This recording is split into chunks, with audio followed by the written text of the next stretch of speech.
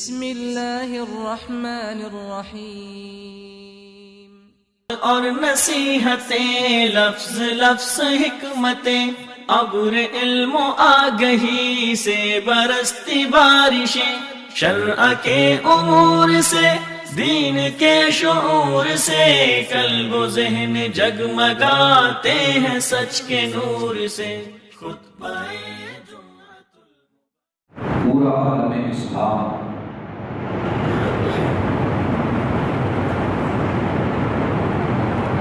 اس وقت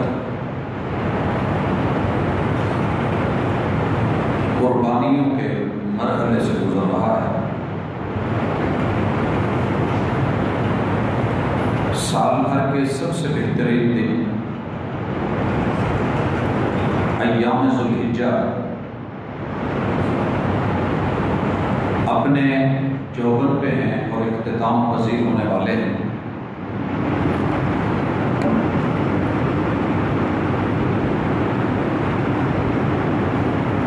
مکہ مکرمہ میں اللہ رب العزت کی خاص رحمت کے ساتھ کل 9 ذی الحجہ اور اللہ رب العزت نے جن کا انتخاب فرمایا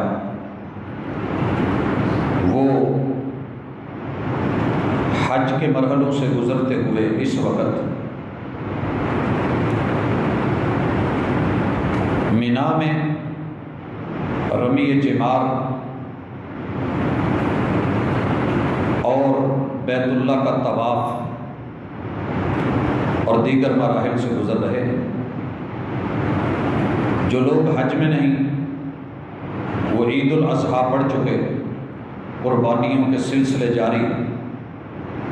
اللہ اپنی رحمت کے ساتھ یہ مرحلہ ہم پہ بھی لائے، آج کے روزے کو قبول فرمائے، پچھلے اور اگلے سال کے گناہوں کی معافی کا ذریعہ بنائے، اور عید القربان عید الاضحیٰ یہ قربانیوں کی عید ہمارے لیے حقیقی معنوں میں عید بنائے۔ آج کی ملاقات میں جو چیز بڑی اہم سمجھ رہا ہوں کہ ہم نے مہنگے سے مہنگا، اچھے سے اچھا اپنی اپنی ہمت کے مطابق جانور خرید رکھا ہے، اور انشاءاللہ اونٹ ہے تو نہر ہوں گے، باقی جانور ہیں تو ذبح ہوں گے۔ لیکن جس چیز کو ہم آج تلک ذبح نہیں کر سکے اور قربان نہیں کر سکے وہ ہماری انا ہے۔ انا دین میں بھی ہو تو خطرناک ہے، اور دنیا کے معاملات میں ہو تو تب بھی تباہ کن ہے۔ محبوب کریم علیہ الصلاۃ والسلام رہبر دو عالم، ہادی کائنات، رحمت للعالمین، اللہ تعالیٰ نے ان کو یہ خوبی دی تھی کہ بہت چھوٹی بات کر کے بڑے وسیع معانی اس میں ادا کر جاتے تھے۔ آپ علیہ الصلاۃ والسلام فرماتے ہیں، صحیح الجامع الصغیر کی یہ حدیث ہے کہ لوگوں ثلاث مہلکات، 3 چیزیں مہلک ہیں، حالات جیسے بھی ہوں تباہ کر دیتی ہیں، برباد کر دیتی ہیں۔ ان میں سے ایک چیز آپ نے کنجوسی قرار دی، بخل، شح مطاع۔ دوسری چیز وہوى متبع، کہ انسان خود کو اپنی خواہشات کا مرید بنا لے اور خواہشات کو اپنا پیر اور امام بنا لے۔ اور تیسری چیز وإعجاب المرء بنفسه، انسان کو اپنے علاوہ کوئی دوسرا انسان ہی نظر نہ آئے، اپنے علاوہ کسی دوسرے میں اچھائی یا بھلائی وہ دکھائی ہی نہ دے۔ تو یہ عجب پسندی، خود پسندی اور اپنی انا میں رہنا، آنا میں جو میں ہوں وہ دوسرا نہیں، اس سے معاشرے نہیں چلا کرتے۔ لہٰذا عید قربان پہ جہاں جانوروں کی قربانی کو ہم اللہ کے تقرب کا، قربت الہی کا ذریعہ سمجھ رہے ہیں اور کامیابی اور کامرانی سمجھتے ہیں، وہاں یہ بھی بڑا اہم ہے کہ موجودہ حالات میں دین اور دنیا کے اندر پائی جانے والی انا اسے قربان کیا جائے۔ بہت خوبصورت کسی نے کہا کہ ناخن بڑھ جائیں تو انگلیاں نہیں کاٹی جاتی، ناخن ہی کاٹے جاتے ہیں۔ غلط فہمیاں بڑھ جائیں تو غلط فہمیوں کو دور کیا جاتا ہے، آپس میں ایک دوسرے سے تعلق اور رشتے اور انسانیت کو ختم نہیں کیا جاتا۔ حضرات، دنیاوی اعتبار سے ہمارے ہاں انا کی جتنی شدت پائی جا رہی ہے، ایک ایک گھر کے اندر ایک ایک رشتے میں اسے دیکھا جا سکتا ہے۔ کسی بھی رشتے کو لے لیں، کبھی بیٹھیے باپ کے ساتھ، ماں کے ساتھ، والدین کی جتنی سمجھ بوجھ ہے اس کے مطابق وہ صحیح ہیں۔ اور یہ بھی جملہ سننے کو ملتا ہے کہ جب ہم اولاد تھے تو ہمارے حق کھائے گئے، گزارا ہوا، بڑے ہو گئے، اور جب ماں باپ بنے، بچے تھے تو والدین اچھے نہیں تھے، اب ماں باپ بنے ہیں تو اولادیں اچھی نہیں ہیں۔ حضرات، یہی سسرالی رشتوں میں ہے، یہی ددیالی اور ننیالی خون کے رشتوں میں۔ کسی ادارے میں چلے جائیں، سینئر اور جونیئر کے ساتھ یہی انائیں کھڑی ہیں۔ بڑا سمجھتا ہے کہ جو میں ہوں وہ چھوٹے نہیں، اور جو چھوٹے ہیں وہ سمجھتے ہیں کہ یہ بڑے، اب ان کا سیزن نہیں، موسم نہیں، ان کا وقت گزر چکا۔ یہ انا خطرناک ہے اور خوفناک ہے، اور دنیا کا سب سے پہلا جرم ہے، پہلا گناہ ہے۔ رب کے سامنے انا پیش کر کے انا خیر من، یہ عربی کے لفظ انا سے ہے، میں، اور اسی انا نے دنیا کے نہ کسی دولت مند کو چھوڑا، نہ سیاست دان اور حکمران کو چھوڑا۔ وہ سفید و سیاہ کے مالک بھی ہوتے تھے مگر انہیں انا لے ڈوبی۔ اگر ہم چاہتے ہیں کہ ہمارا ملک وطن عزیز، یہاں کے حکمران، یہاں کی عوام، یہاں میں دین اور دنیا ہر پہلو سے کامیابی ہو، تو جہاں ہمیں جانوروں کی قربانیاں کرنی ہیں، وہاں پہ ہمیں اپنی اناؤں کو بھی قربان کرنا ہوگا۔ دنیاوی حوالے سے میں کتنا انا پرست ہوں یہ مجھے کبھی نظر ہی نہیں آیا۔ میں کتنا جمود کا شکار ہوں اور اپنی بات پہ ڈٹا ہوا ہوں، مجھے نہیں کبھی محسوس ہوا۔ مجھے سارا زمانہ غلط دکھائی دیتا ہے۔ اپنی غلطیوں کو پسے پشت ڈال کر، اپنی خطاؤں کو پسے پشت ڈال کر، اپنی اناؤں کو پسے پشت ڈال کر ہر شخص کہہ رہا ہے زمانہ خراب۔ اور حقیقت کیا ہے؟ عربی کے شاعر نے پوری زندگی کا خلاصہ نکالا اور کہا، نعیب و زماننا والعیب فینا، ہم نے ساری زندگی زمانے کو تانا دیا ہے، اس میں عیب، اس میں برائی، اس میں خطائیں، اس میں جرم ہے۔ والعیب فینا، حالانکہ جرم، خطا اور گناہ کے ہم خود پلندے ہوتے ہیں، وہ ہمارے اندر موجود ہے۔ والعیب فینا نعیب زماننا والعیب فینا وما لزماننا عیب سوانا۔ یہ سوسائٹی ہم ہی سے بنی ہے، یہ معاشرے ہم ہی نے بنائے، ہم ہی لوگ یہاں پہ رہتے ہیں، کوئی اور نہیں ہے۔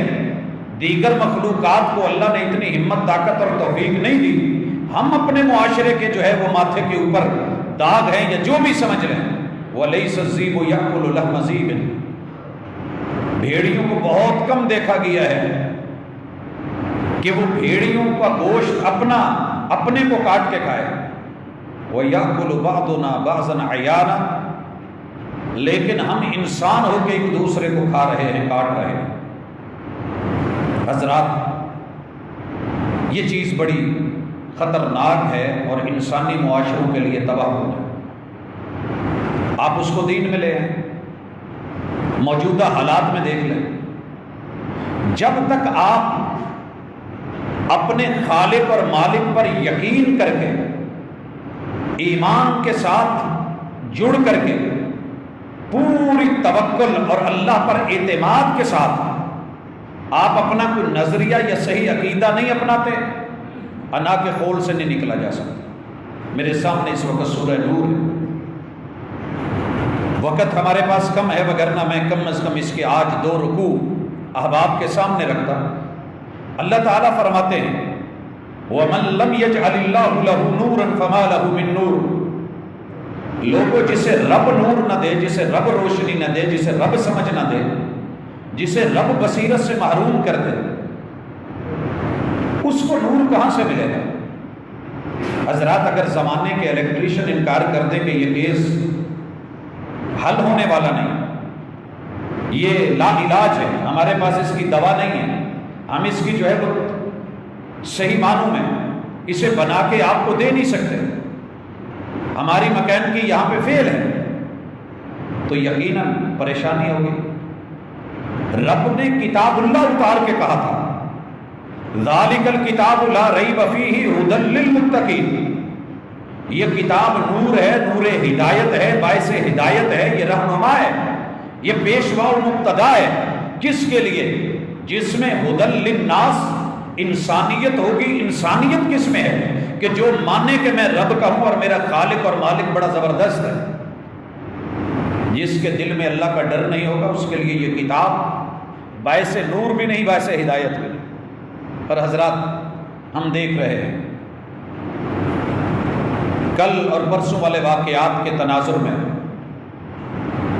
پنجاب اسمبلی کے اندر پاس ہونے والے ایک قانون جسے ایشو بنا کے ہم نے کبھی کوئی موقع نہیں چھوڑا کہ جب اسلام کو کبھی صحیح معنوں میں سمجھ کے دوسرے کو انسان سمجھ کے اس کو کبھی لیا ہو، جس کا زور چلا اسی نے اپنا کردار نبھایا، نتیجتاً مسلمانوں کی بربادی ہوئی، انسانوں کی تباہی ہوئی، معاشرے کے اندر بگاڑ آیا، کوئی پرواہ نہیں۔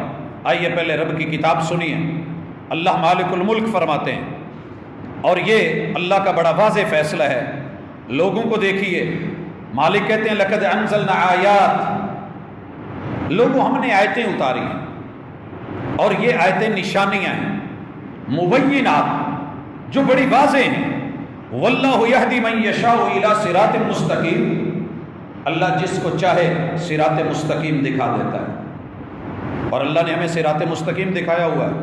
اللہ نے چاہا ہے کہ ہم دیکھیں اہدنا الصراط المستقیم، ہمیں ایک رستہ دیا ہے، ہمیں ایک قوم بنایا ہے، ایک ملت بنایا ہے، اور ہمیں فرق سمجھایا ہے غیر المغضوب علیہم ولا الضالین۔ اگر تمہیں وہ گمراہ، بد عقیدہ، بد مذہب، اللہ کے ہاں وہ غضب کے لائق لوگ ان کی صف میں نہیں ہونا تو صراط الذین انعمت علیہم، ان کی صف میں کھڑا ہونا ہے، جن پہ رب کے انعام ہیں، وہ اللہ کے نبی ہیں، وہ صدیقین ہیں، وہ شہداء ہیں، وہ صالحین ہیں، وہ ہمارے اسلاف ہیں۔ جب یہ سبق دیا اس کے بعد اللہ فرماتے ہیں وَيَقُولُونَ آمَنَّا بِاللَّهِ وَبِالرُّسُولِ وَأَطَعْنَا، جس کو بھی دیکھو، جس گروہ کو لے لو، کلمہ پڑھنے والے ہوں یا دوسرے، ان کا جواب یہ آئے گا کہ بھائی آپ کہاں گھوم رہے ہیں؟ وَيَقُولُونَ آمَنَّا بِاللَّهِ، ہمارا رب پر ایمان ہے۔ آپ یہودیوں سے پوچھئے وہ رب کو مان رہے ہیں، عیسائیوں سے پوچھئے وہ رب کو مان رہے ہیں، بات کر کے دیکھیں، جواب آئے گا جی ہم تو رب کو مانتے ہیں۔ مشرک کو بھی کہیں تو وہ بھی کہتا ہے میں اپنے رب کو مانتا ہوں، میرا خالق اللہ ہے، پروردگار اللہ ہے۔ اللہ کہتے ہیں وبالرسول، اور وہ نبی اور پیغمبر کے حوالے سے بھی کہیں گے کہ ہم نے نبی پہ ایمان لا کے دکھایا۔ عیسائی عیسیٰ علیہ السلام کو لے کے بیٹھے ہیں، یہودی عزیر علیہ السلام، سلیمان علیہ السلام، داؤد علیہ السلام، موسیٰ علیہ السلام، ہارون علیہ السلام، ان کے تذکرے کر کے ہمارے پاس انبیاء کی ایک لمبی لائن ہے۔ مسلمانوں سے پوچھئے، ہم محمد الرسول اللہ صلی اللہ علیہ وسلم کے فالوورز ہیں، ماننے والے ہیں، وَأَطَعْنَا، اور عمل کا بھی دعویٰ کرتے ہیں کہ ہم سب سے بڑے اگر عاشق ہیں، سچے پیار کرنے والے اور محب ہیں، مومن ہیں صحیح معنوں میں تو ہم ہی ہیں، ہماری جماعت، ہمارا گروہ، ہمارا گروپ، ہم ہی لوگ۔ اللہ جواب دیتے ہیں اب ان کی یہ باتیں ثم یتولی فریق منہم، لیکن جب عملی اظہار اور کردار کی باری آتی ہے تو یہ عمل کی دنیا میں لا الہ الا اللہ کہنے والے، محمد الرسول اللہ کہنے والے صلی اللہ علیہ وسلم، رب اور رسول کا نام لینے والے، محب، مومن، عاشق، متبع، پیروکار، فالورز کہلانے والے، ثم یتولی فریق منہم من بعد ذلک، ان کی عملی زندگی کو کبھی دیکھیں تو انا سے باہر نہیں نکلی، یہ گھوم پھر جاتے ہیں۔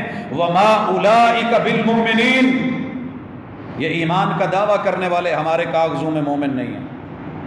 حضرات یہ کسی کے لیے تو ہوگا، کسی کے لیے تو ہوگا، جس مسلک سے پوچھیں وہ کہے گا یہ آیت میرے لیے نہیں ہے۔ آپ کبھی بیٹھے تسلی سے، کوئی نہیں مانے گا۔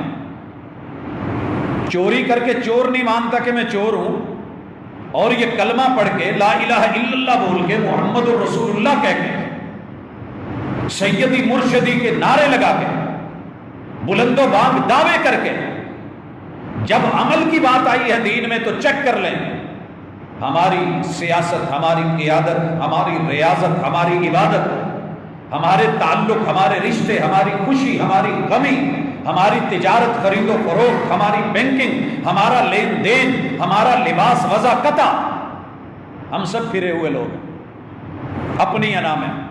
جو مجھے اچھا لگ رہا ہے میں وہی لے رہا ہوں، جو مجھے مناسب لگتا ہے میں وہی کر رہا ہوں۔ کون ہوتا ہے جو مجھے آ کر کے زبردستی دبائے؟ نہیں۔ اللہ کہتے ہیں یہ مومن نہیں۔ دلیل وَإِذَا، اور اللہ نے نیچر بھی بتائی ہے، وَإِذَا دُعُوا إِلَى اللَّهِ وَرَسُولِهِ، جب کسی مسئلے میں اختلاف ہو جائے صحیح کیا ہے غلط کیا ہے، اللہ کے انبیاء علیہم السلام ہیں،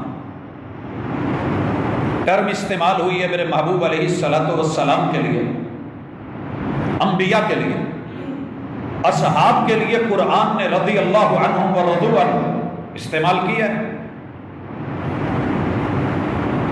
امت نے ہمارے بڑے ائمہ کے لیے، علماء کے لیے، اسلاف کے لیے،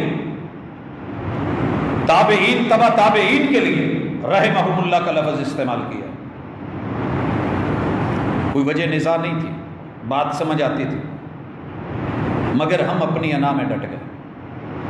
اور یہ اصطلاحیں لا مشاحۃ فی الاصطلاحات اذا فہم المعنی، جب معنی سمجھ میں آ جائے تو پھر لفظی جنگیں کوئی جنگیں نہیں رہتی، بات سمجھانا مقصد ہے۔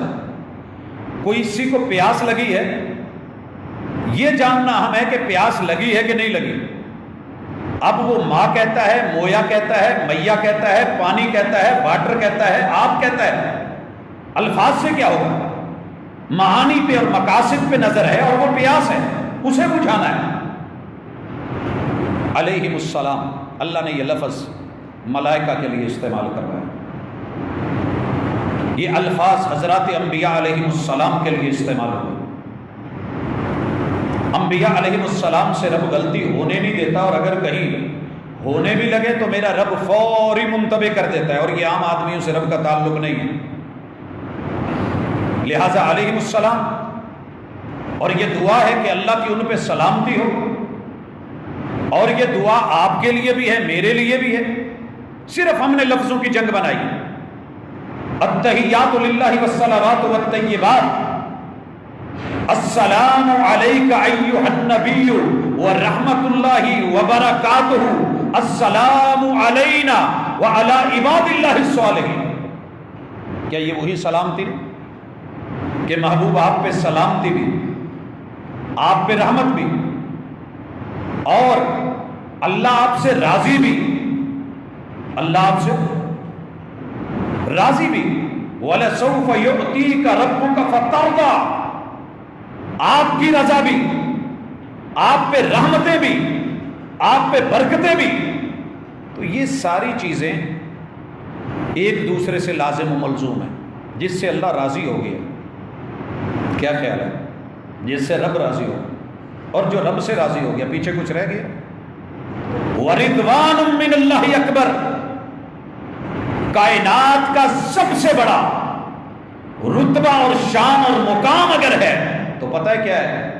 کہ رب راضی ہو جائے، وَرِضْوَانٌ مِّنَ اللَّهِ اکبر۔ اور یہی چیز جنتیوں کو رب نے عطا کرنی ہے کہ میں تم سے راضی ہوں۔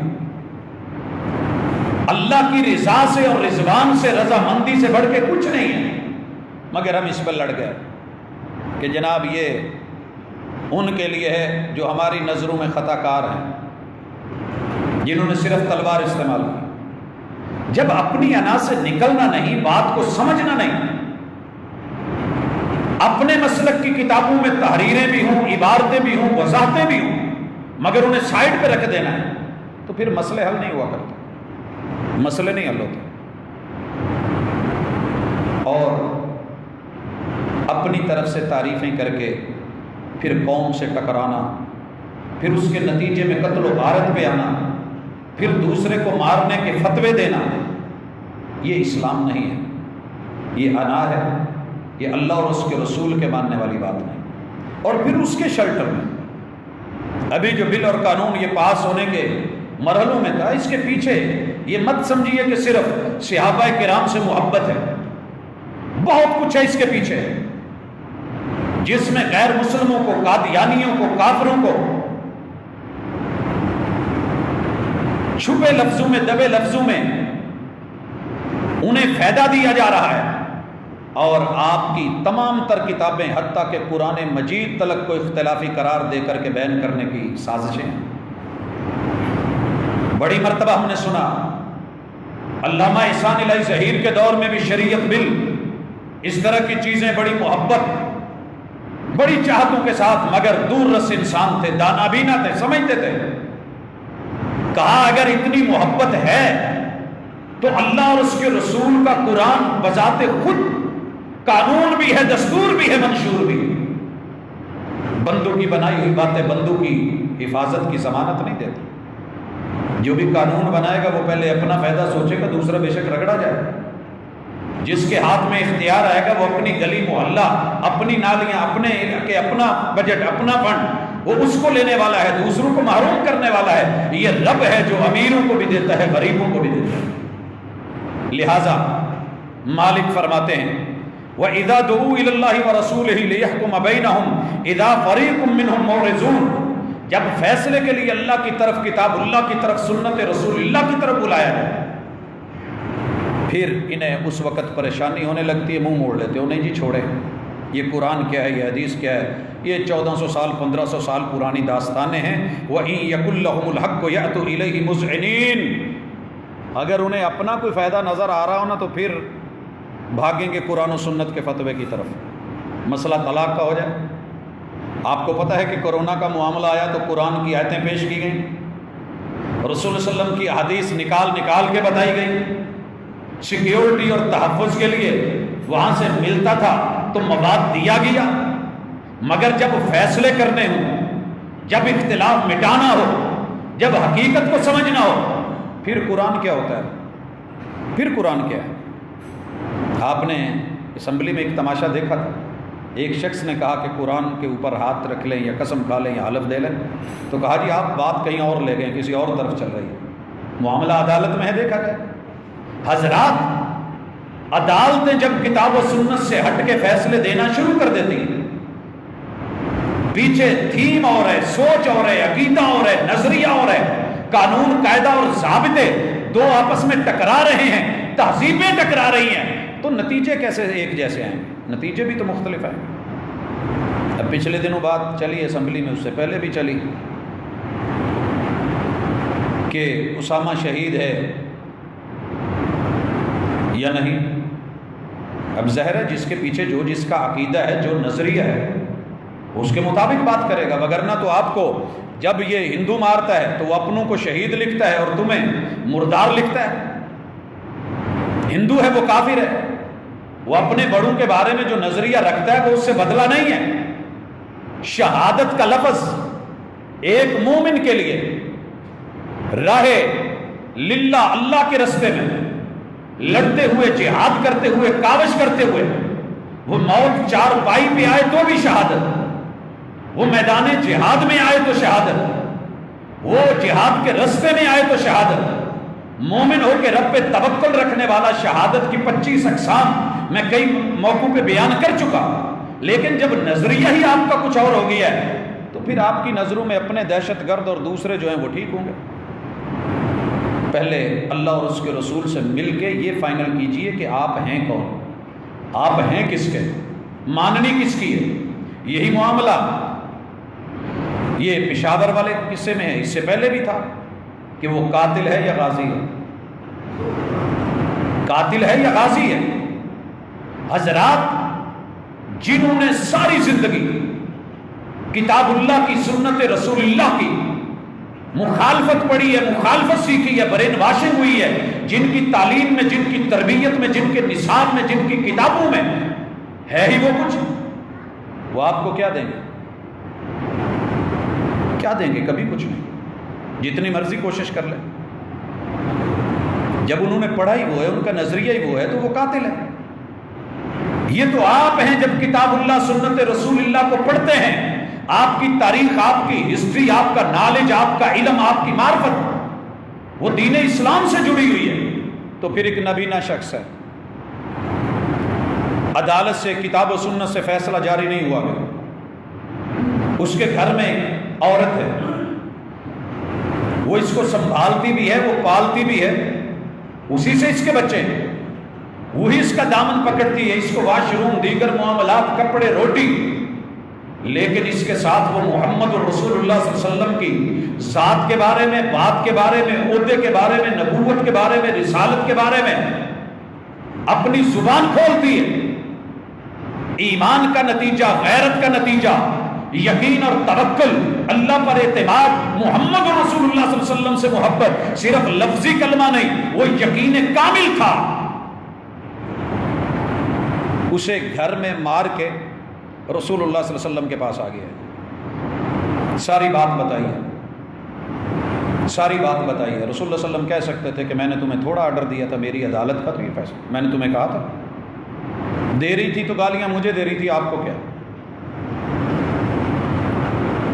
نبی نہ ہوں، مجھے اس کی ضرورت بھی تھی، وہ میری خدمت بھی کرتی ہے، وہ میرا ٹوٹل متاع بھی ہے، زندگی کا بہترین سہارا بھی ہے، مگر محبوب آپ کی عزت، آبرو اور ناموس پہ انگلی اٹھائے، میری غیرت نے گوارا نہیں کیا، میں مار کے آیا ہوں، حکم کیجئے آپ کی عدالت کا فیصلہ کیا ہے؟ محمدی عدالت، نبوی عدالت، مدینے کی عدالت نے فیصلہ دیا، فجعل دمہا عطرا، آپ نے کہا اس کا خون رائے گاہ ہے، بیکار ہے، اس کا بدلہ نہیں ہے،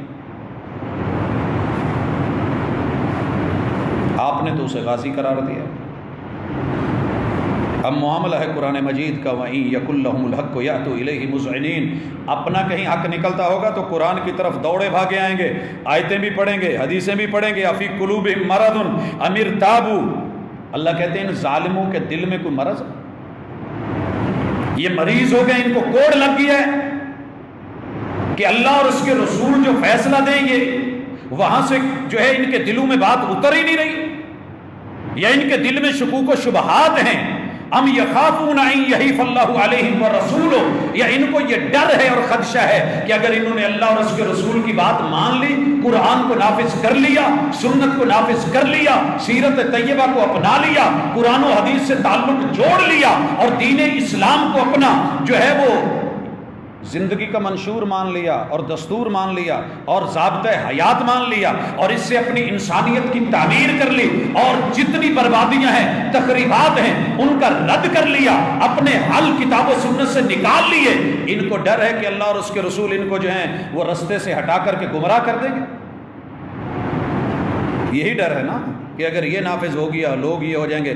سنتے تھے آپ بھی ہم کہ جناب حد نافذ ہوگی پورا پاکستان ٹنڈا ہو جائے گا، یہی تو ڈر ہے۔ ایک سزا دی گئی تھی مدینے میں دہشت گردی کے کیس کی، صحیح البخاری میں موجود، جب اونٹوں کے نگہبان کو بیت المال کے ان لوگوں نے جو ارینا قبیلے سے آئے تھے اور ان کی دوا تجویز ہوئی تھی، اور وہاں انہوں نے دیکھا اکیلا ہے، مار کر کے جانور چرا کے بھاگے. محمد رسول اللہ صلی اللہ علیہ وسلم نے جس طریقے سے کتاب اللہ کو نافذ کیا تھا، اللہ کے محبوب کے فیصلے کے سامنے کسی ایک بھی صحابی نے چون چرا نہیں کیا تھا. محبوب یہ کیسے؟ کہا ویسے ہی مارا جائے. آنکھوں میں سلائیاں پھیری ہیں تو گرم سلائیاں پھیری جائیں. تڑپتے ہوئے ہرے اور پتھریلی زمین پہ بیت المال کے نگران کو انہوں نے یوں تڑپتے چھوڑا ہے تو یوں تڑپتے ہوئے مرنا چاہیے. اس کے بعد تو نہیں پھر مدینہ میں کوئی ایسا واقعہ ہے.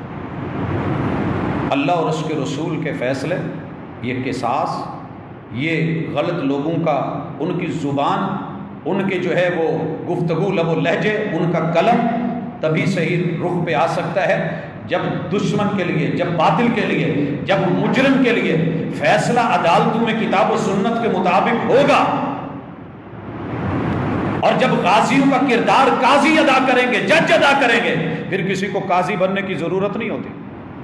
وہاں پھر یہودی بھی کھڑے ہو جاتے ہیں. یہ علی المرتضیٰ ہے رضی اللہ تعالیٰ عنہ. یہودی انہی کے ملک میں، انہی کی عدالت میں، انہی کے جج کے سامنے کیس لاتا ہے.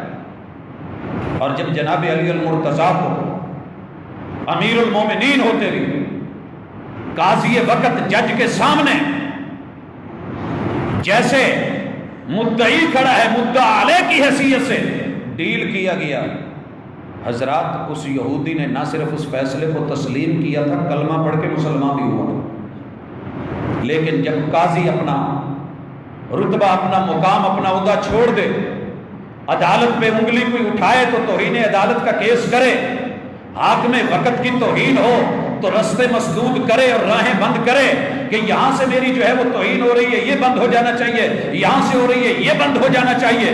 اور ایک عام بڑے کو بھی مناسب نہ لگے، شہر کے ایک ایس ایچ او کو یا یہاں کے کسی اعلیٰ افیسر کے خلاف اگر کہیں کچھ چھپے شائع ہو تو فوری نوٹس لیا جائے. لیکن محمد رسول صلی اللہ علیہ وسلم کی ذات اور اللہ کی ذات ہی اتنی گھٹیا نظر آئی، جس کے دل میں جو آئے کہتا رہے، جو آئے بولتا رہے، ان کے بارے میں جو عقیدہ ہے اسے گمراہ کن کہتا رہے. تو یہ نہیں چلے گا. جب تک انا ختم نہیں ہوگی، اللہ اور اس کے رسول کی طرف رجوع نہیں ہوگا، کتاب و سنت کو اپنا حتمی فیصلہ کرنے والا نہیں مانا جائے گا.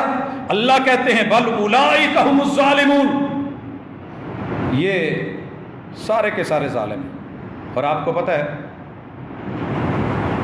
ہم سبھی ظالم ہیں. اسی گھر میں جا کر کے پتہ کر لیں، بہو کے پاس 2 منٹ بیٹھے ہیں، بتائے گی ساس ظالم ہے. ساس کے پاس بیٹھے بتائے گی بہو ظالم ہے. بھابھیوں کے پاس بیٹھے نندو کا ظلم بیان ہوگا، نندو کے پاس بیٹھے بھابھیوں کا ظلم بیان ہوگا. بڑے بھائی کے پاس بیٹھے چھوٹوں کے شکوے ہوں گے، چھوٹوں کے پاس بیٹھے بڑوں کے ظلم بیان کرے گا. سینئر کے پاس بیٹھے جونیئر کے بارے میں بولے گا. یہ پوری قوم، عوام تنگ ہے، حکمران ظالم ہے، حکمرانوں کو شکوہ ہے، عوام ظالم ہے. آخر صحیح کون ہے جب سب میں انا ہے اور کتاب اللہ کو اپنا فیصل مانا ہی نہیں، اپنی مرضی کے فیصلے لینا چاہتے ہیں اور اپنی مرضی کے نظام چلانا چاہتے ہیں؟ تو پھر خانہ جنگی، پھر اکیلی فوج کچھ نہیں کر سکتی، اکیلی سپاہ کچھ نہیں کر سکتی، عدالتیں کچھ نہیں کر سکتی. اور رسول اللہ صلی اللہ علیہ وسلم نے کہا تھا، سنن ابن ماجہ کی حدیث ہے، جس قوم کی عدالتیں کتاب و سنت سے ہٹ کر کے فیصلے کرنے لگ جائیں، الا جعل اللہ باسہم بینہم، اللہ اس قوم میں خانہ جنگی پیدا کر دیتے ہیں. اور پھر بھائیو فرق دیکھیے، انہی عدالتوں میں کوئی نیا معاملہ نہیں ہے. ہم نے 8 لوگ عدالت کے اندر جج کے سامنے شوٹ ہوتے دیکھے، مرتے دیکھے. وہ معاملہ اتنا کیوں نہیں اٹھایا گیا؟ وہ کس کا قصور تھا؟ اگر یہ واقعہ ہوا، وہاں بھی معاملہ تھا کہ حصول انصاف کے لیے جب دیکھا کہ انصاف نہیں مل رہا، پھر اپنے ہاتھ سے انصاف کرنا پڑا. ہم نے اسے ظلم کہا، قتل کہا، لیکن ہوا تو ہے، اسے اتنا کیوں نہیں اچھالا گیا؟ بات آئی اللہ کی، اس کے رسول کی عزت کی، ناموس کی، آبرو کی، تحفظ ختم نبوت کی، تو اب پوری دنیا چیخے. اس وقت کیوں نہیں چیخے جب اس سے 8 گنا زیادہ بڑے کیس یہاں پہ پڑے تھے، لاشیں پڑی تھیں، کیونکہ وہ ذات پہ حرف آ رہا تھا. اور یہاں موقع مل رہا ہے اللہ اور اس کے رسول کی بات پہ، کوئی ایک واقعہ کسی مسجد یا مدرسے سے ریلیٹڈ نظر آتا ہے، چاروں طرف دنیا، ملکوں کے ملک، صوبوں کے صوبے سب چیخ رہے ہوتے ہیں۔ اب یہ ٹیچر والا واقعہ کیوں دبا لیا گیا ہے؟ وہ بھی تو اسکول کا ہی تھا نا، وہ بھی تو استاد ہی تھا، کیونکہ اسکول سائڈ کا تھا۔ یونیورسٹیوں کے کالجز کے ہزاروں مسئلے کیسے دب جاتے ہیں؟ کیونکہ اپنی ذات پہ حرف آتا ہے، اپنے نظام پہ حرف آتا ہے، اپنے سسٹم پہ حرف آتا ہے۔ تو اللہ کے لیے اپنی انائیں ختم کریں۔ جس کے لیے آپ اور میں انا بنا کے بیٹھے ہیں، یہ دنیا نہ تیری ہے نہ میری ہے، یہ ختم ہونے والی ہے، تیرے ساتھ تیرا دین جانے والا ہے، اور جس کے سامنے پیش ہونا ہے، جس نے شفاعت کرنی ہے، وہ محمد رسول اللہ صلی اللہ علیہ وسلم ہیں۔ جن کے سامنے کھڑا ہونا ہے، جن کے سامنے پیاس کی حالت میں جام کی امید رکھنی ہے، انا آتیناک الکوثر، یہ قرآن مجید کے 6236 جام اور لاکھوں کی تعداد میں محمد رسول صلی اللہ علیہ وسلم کی 23 سالہ زندگی میں آپ کی سیرت کی احادیث کے جام، ان کو ریجیکٹ کر کے کل قیامت کے دن کوثر کے جام کی امید رکھنا پڑتی ہے۔ لہٰذا اپنے آپ کو عید قربان پہ جہاں سینکڑوں چیزیں، جانور قربان کر رہے ہیں، اپنی انا کو قربان کریں، کتاب و سنت سے جڑیں، جہاں میں غلط ہوں خود کو غلط کہوں، جہاں دوسرا صحیح ہے اسے صحیح ماننے بھی، اتنی وسعت پیدا کریں، اتنی آپ کے اندر انسانیت ہونی چاہیے۔ اور پھر دوسری بات کہ جسے جینے کا حق رب دے رہا ہے اس کی زندگی مت چھینیے۔ یہاں تو خودکشی جائز نہیں، دوسرے کا قتل پوری انسانیت کا قتل ہوتا ہے، لیکن اس کے مواقع کون مہیا کرتا ہے؟ یہ قاضیوں کو، یہ ججز کو، یہ عدالتوں کو سوچنا ہوگا کہ جس نظام کو ہم سینکڑوں سالوں سے، کئی اشروں، کئی دہائیوں سے سینے سے لگا کے بیٹھے ہیں، آخر اس سے سکون کیوں نہیں ہو رہا؟ مدینہ میں تو 10 سال کے عرصے میں یہ سارے سکون لوگوں نے دیکھ لیے تھے، کیونکہ میٹیریل جینون تھا، اچھائی تھی، انسانیت کی اس میں بھلائی تھی، وہ من جانب اللہ تھا، وہ منزل من اللہ تھا، اس میں 2 نمبری نہیں تھی، اس میں کرپشن نہیں تھی، اس میں معمولی سا بھی کسی کا ذاتی لحاظ نہیں تھا۔ لو ان فاطمہ بنت محمد سرقت لقطعت یدا، سفارش کر کے ایک حد کو ختم کیا جائے نہیں ہو سکتا۔ کون ہو تم؟ کس کی سفارش کرنے آئے ہو؟ یہ تو فاطمہ بنی مخزوم کی ہے، میری بیٹی حسنین کی ماما علی کی اہلیہ، خاتون جنت، اگر اس سے بھی یہ کام سرزد ہوتا محمد رسول اللہ صلی اللہ علیہ وسلم ہاتھ کاٹ دیتے۔ یہ میری عدالت۔ ایسی عدالتیں آئیں گی تو امیر غریب، بڑے چھوٹے، اپنے بیگانے، مسلم غیر مسلم، ذمی غیر ذمی، وہاں پہ اقلیتوں، سب کے حقوق متعین ہیں، سب کچھ واضح ہے۔ وہاں لونڈیوں سے لے کے بادشاہوں تک کوئی فرد ایسا نہیں ہے کہ جس کی زندگی واضح نہ ہو، الا کہ ہم اس کو متنازع بنا کے اپنے بیچ میں سے مقاصد نکالیں۔ تو پھر جب ظلم ہو تو وہاں پہ خیر اور بھلائی نہیں ہوتی، اور عدل کے مد مقابل ہوتا ظلم ہی ہے۔ اللہ تعالی ہمیں دین میں، دنیا میں، اور اللہ اور اس کے رسول سے تعلق میں، عقیدے میں صحیح عادلانہ سب کچھ عطا کرے، اور پھر اپنی اناؤں کے خاتمے کی توفیق دے۔ اقول قولی ھذا وآخر دعوانا